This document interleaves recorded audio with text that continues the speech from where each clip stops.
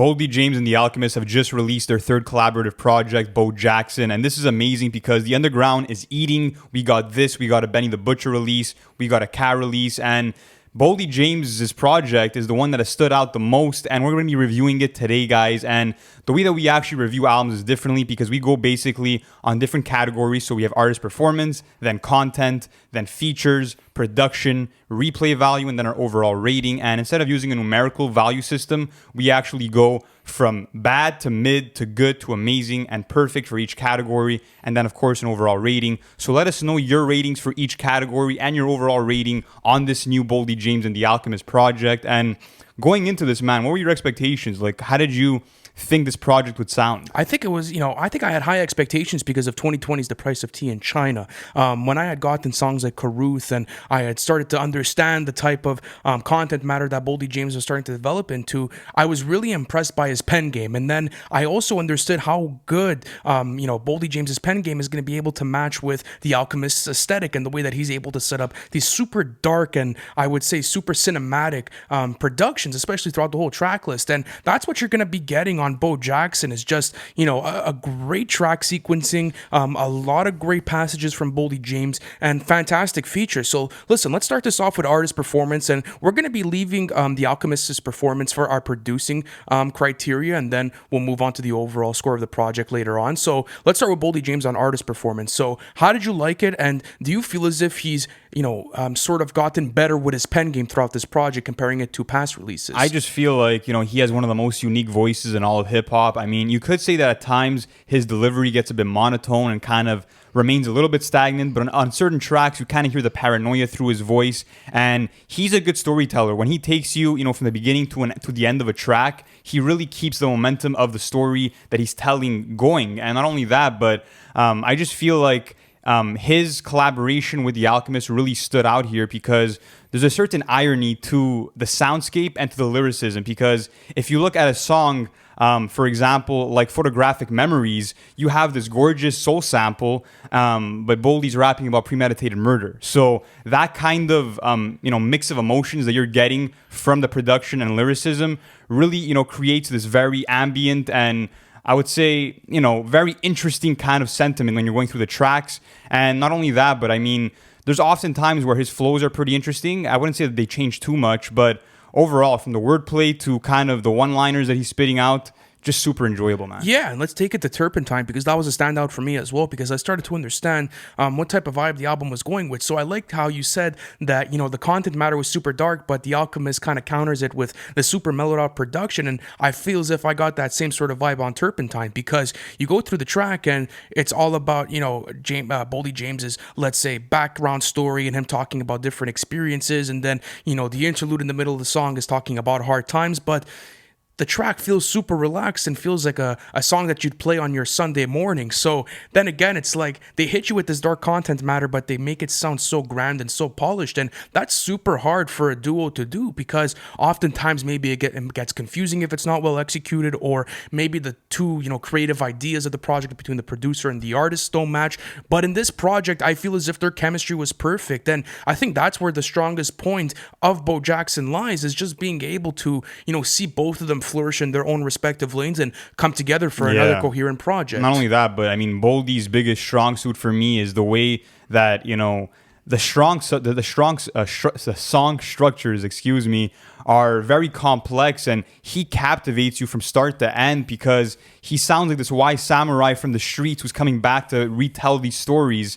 And like I said earlier, man, one of the most unique voices in hip hop, and he really, knows what he's doing when it comes to lyricism. So for that reason, we have to give it an amazing rating. And honestly, there's probably no misses on this album, and a big part of it is the way that Boldy glides on all of these tracks. Yeah, he carries this track list with such ease, and you start to also notice that his performances really stand out because I feel as if no one really outshone him as far as features go on this project. But let's actually move on to content matter because it's always an important subject to talk about when we're talking about lyricists. And Boldy James is a fantastic lyricist.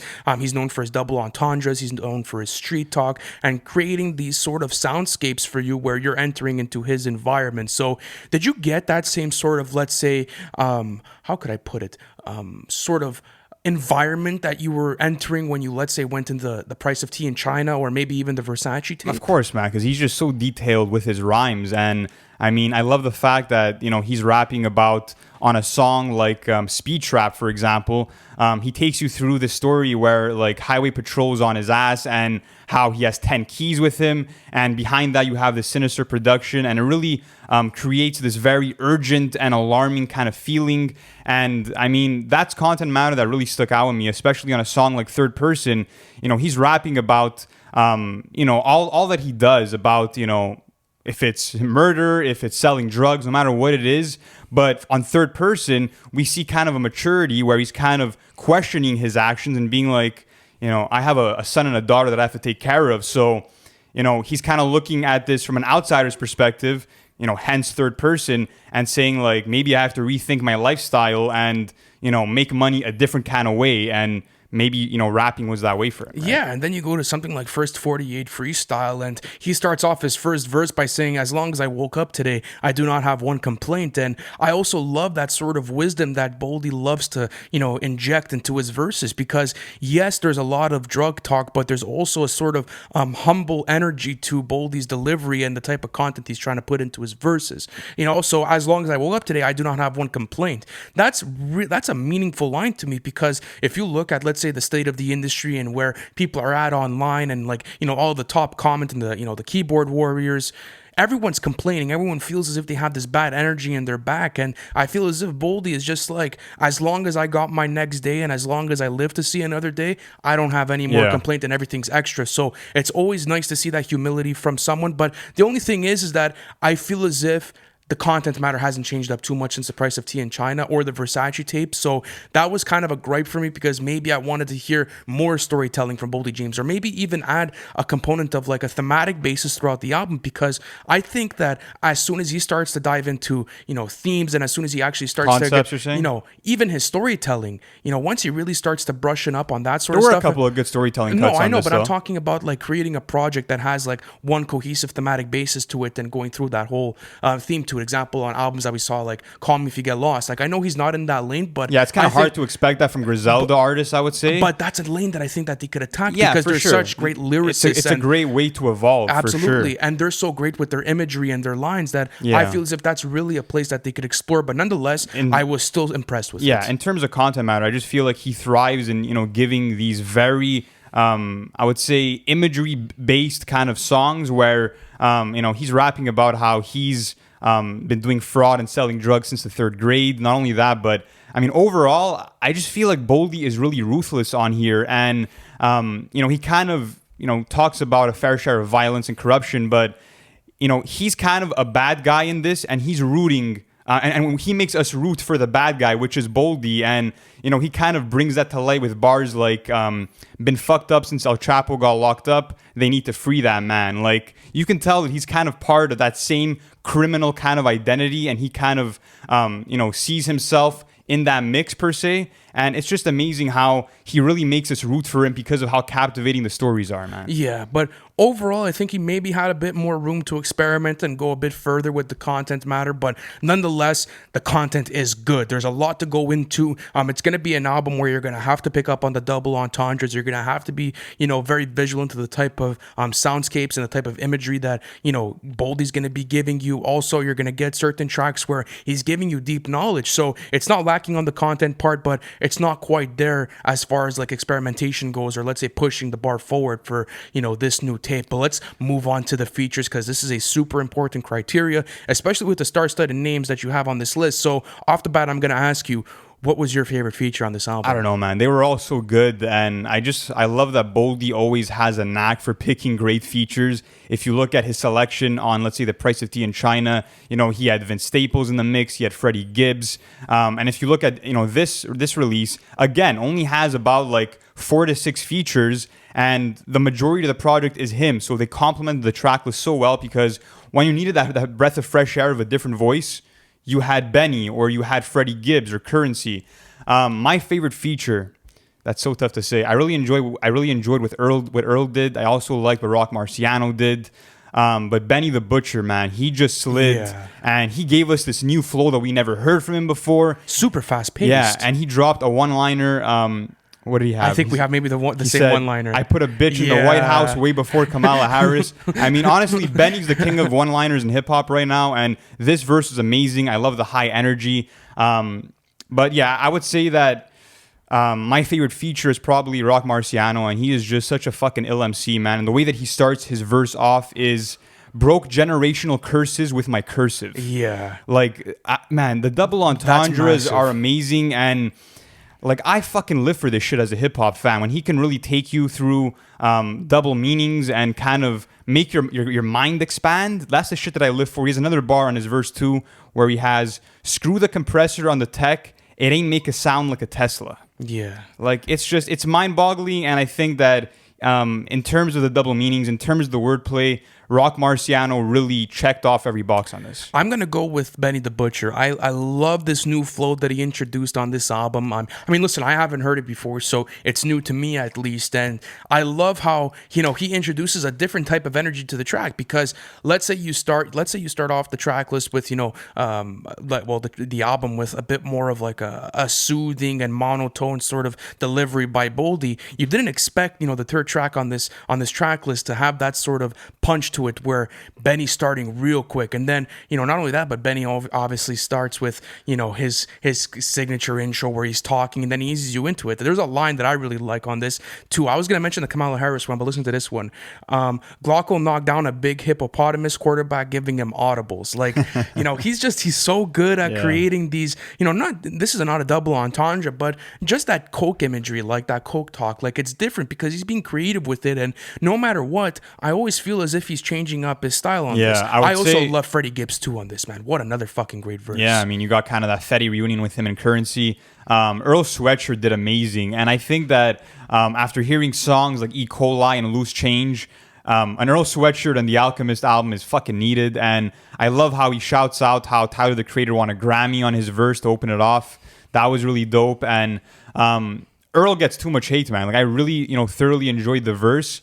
Apart from that, Stove God Cooks to me gave the best hook on the entire album. Yeah. Loved what he did. And he's also given great hooks on like Ransom projects and other things. So as a Coke rapper, he gives some of the best hooks out there.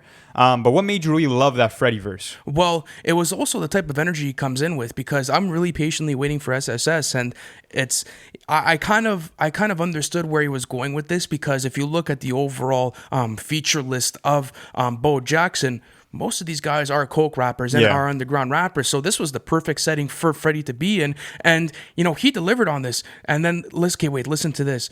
I'm just trying to find the line where... Like, I found a crazy line. Go for yours, and then I'll put mine. Went from a prison cell in France to dropping movies in Cannes. That's pretty crazy, man. Listen Shows to this. his evolution. Insane rabbit game. I'm talking gang of murder. Jewish lawyers make the polices look like they framed the murders. Like there's always this sort of like, deep detail to, Freddie's delivery and the type of writing he's putting into his stuff. But I also love the Currency feature. I know you were maybe the biggest fan of the feature and maybe found that it was the weakest one, but I loved it because I'm a big fan of him, and I feel as if he doesn't necessarily add the most complex writing to a track, but when it comes to, let's say, slowing down the tempo and adding that sort of smoky, breezy feel to a track, very few people could do it like Currency. And I also like a line on here. Used to be smoked out at the Los Angeles Standard, first season BBC, thought I was wearing pajamas. So it's always nice how he's coming in with maybe not the Coke talk, but the smoke talk. He adds that diversity in the content matter. So overall, the features were fucking amazing. They were amazing, They were, there was not a single miss on this. No. Everyone did their thing. Everyone was able to hold that high standard of a Boldy James and Alchemist project. And then again, you read through all of these features, not one seems out of place for a Boldy James project. But let's move on to the production, and Uncle Al never disappoints. So what was your favorite part about the Alchemist's, let's say, performance throughout all of this? Man, this was a master at work. I mean, every time the Alchemist, executive produces a project, you're getting fucking excellence, man. I mean, what's crazy is that the Alchemist can go from, producing for these underground rappers like Roc Marciano, like Boldy James, and then go and work with Eminem, because every lane in hip hop wants those Alchemist beats. And I mean, here the instrumentals vary from song to song. I mean, some melodies are really sinister. Other productions are kind of more lighthearted. And I love the fact that you can start off a song with a soul sample, you could have it at the end, and the fucking transitions are filthy, man. Yeah, the sequencing is just phenomenal. Yeah, the transition from Brick Mile to Montana to EPMD was absolutely seamless, and I love the change in tempo from those two songs. Like EPMD is probably my favorite production on this whole album. But how about you? If you had to give me what's your favorite? EPMD is great because if you look at the main melody for that, you have a guitar riff and a piano riff, and those two instruments are kind of juxtaposed together to form the main melody, but they're hitting the same notes. The piano is hitting the same notes as the guitar, and it's just expertly done and expertly crafted. Another great beat for me was Steel Wool. Fantastic. I love how hard the drums hit on that one. And overall, I mean, even the fucking electric guitar riffs on Diamond Dallas in third person were phenomenal. And I mean, all throughout, man, the fact that the tracks were all sequenced together really made this feel like a cohesive body of work. And that's something that's missing, in the general landscape of hip hop, because not as many producers are kind of keeping that formula alive. Yeah, and he's so diverse in his production choices throughout this whole track list because, again, it is a collaboration album. So he has as much as a say as Boldy does. And when it comes down to it, you'll get a bunch of songs that maybe have these classic old soul samples, or you'll get these sinister piano riffs, or maybe you'll get some more fast-paced beats like Brick Mile to Montana, where Benny the Butcher could just absolutely rip a full 16, and then it suits it so well, and then mix that in with the fantastic track sequencing. It's great. And I have to ask you this, you look at the type of projects that The Alchemist has had a say in. Let's say Alfredo will put Fetty into that mix, The Price of Tea in China, now Bo Jackson.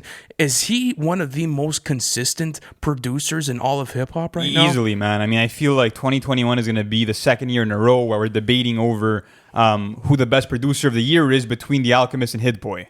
I think that's going to be a similar conversation. And The Alchemist said that he has a solo project coming soon. Very curious to see what that's like. Curious to see if there's going to be features on it or if it'll just be instrumentals. But The Alchemist did his thing here, and for that reason, we have to give this an amazing rating. One of the best produced albums of the entire year, and so much diversity in terms of the instruments selected and the samples that he chose for this soundscape. Yeah, and also the diversity within the track list. It doesn't feel boring. It feels as if you're going through this, cinematic soundscape that The Alchemist presents to you. And then, his producing is so important throughout this project because if it's even off by a bit, then the artist's performance gets affected on Boldy James's side because he won't be able to glide over certain beats, and then certain songs may have certain productions may have overpowered his voice because he also has a very monotone voice. So who knows what could have happened, but it was amazingly executed. But let's move on to the instant replay value, and this is important because we've gotten a lot of albums this year. So how do you think this project is going to stick throughout your rotation? I mean, it's interesting because with all the wordplay, with all the pop culture references, with all the insight that Boldy gives us on his life, to me, it demands repeat listens because there's so many bars that probably went over my head that I need to go back and visit. And not only that, but like I said earlier, the fact that the tracks are all sequenced and transitioned from one to the next really makes for one big smooth listen. And that's something that I value when I'm going into projects from start to finish. So for me, I would have to give it amazing. Yeah, I'm going to be on that same page with you. Like, not only is, the instant replay value amazing, but I feel as if the way that this project was formed is amazing because not only could you take out standout tracks like, let's say, Turpentine or EPMD, Brick Mile to Montana. Give me your top five, actually. Oh, man. My top five. Okay, yeah. I'll go EPMD, I'll do Brick Mile to Montana, I'll do Turpentine, I'll do Fake Flowers, and then I'll do First 48 Freestyle. That's probably my top five. How about you? My top five would have to be... that's tough. Interesting choices. At number one, Illegal Search and Seizure. I would say at number two, Photographic Memories. At number three, Brick Mile to Montana. At number four, give me Third Person. and number 5, EPMD. That's fire. And what do you think was the strongest part about all of this? Because you could listen to this track list from start to finish, but you could also take out like standouts and add this to your playlist. So there's also like that double side to the instant replay value that allows you to dive into this. But let's get into our overall rating. And guys, if you haven't guessed it already, this project is amazing. You know, from start to finish, you will be entertained with beautiful imagery from Boldy James. You'll be entertained by the smooth transitions and the smooth sequencing of The Alchemist, the diversity in the production, and overall, even the features add so much flavor to the track list. And not only that, but this clocks in at a 44-minute listen, only has 14 tracks, so it went by quick. It went by super quick, and I think it's going to be one of the most digestible track lists of the year. I mean, from Boldy James's, detailed anecdotes to his very assertive flows, he keeps you engaged the entire time. And The Alchemist, of course, he can't string a sour note, man. He can't do it. He's incapable of it. He's always giving you these masterful productions. And I mean, the project just feels so cohesive. And at the end of the day, this will be a strong contender for Album of the Year for me, just like the Price of Tea in China was last year. And I'm just interested to see what the further landscape of Griselda is, how they're going to kind of mature with time. And, as we get more projects from, their catalogs, because they're dropping so fucking frequently, and it's always heat, man. Like, it's crazy. So far, we have the Plugs I Met Part 2, and then we have La Machina, and now we have this out of the Griselda camp. So, and West Side Gun dropping next week. So there's a lot of material to look forward to. So on that note, guys, if you have not subscribed already, please do, because we will be keeping you guys updated throughout all of the biggest rollouts of the year, even maybe some underground ones like this one, because it's always fun talking hip-hop with you guys, especially on weeks where we get to do underground releases like this, guys. But thank you so much for watching this video, and we'll catch you on the next one. Thank you for watching the video. It's always a pleasure doing content for you guys. Listen, if you haven't already, subscribe to the channel, because we're doing album reviews, and we actually have our series called Everything We Know, where we take you guys through the whole album rollout of the hottest releases of the year. Not only that, guys, but our Patreon plan is now live. You guys can access that in the bio. I appreciate you guys, and I'll see you on the next one.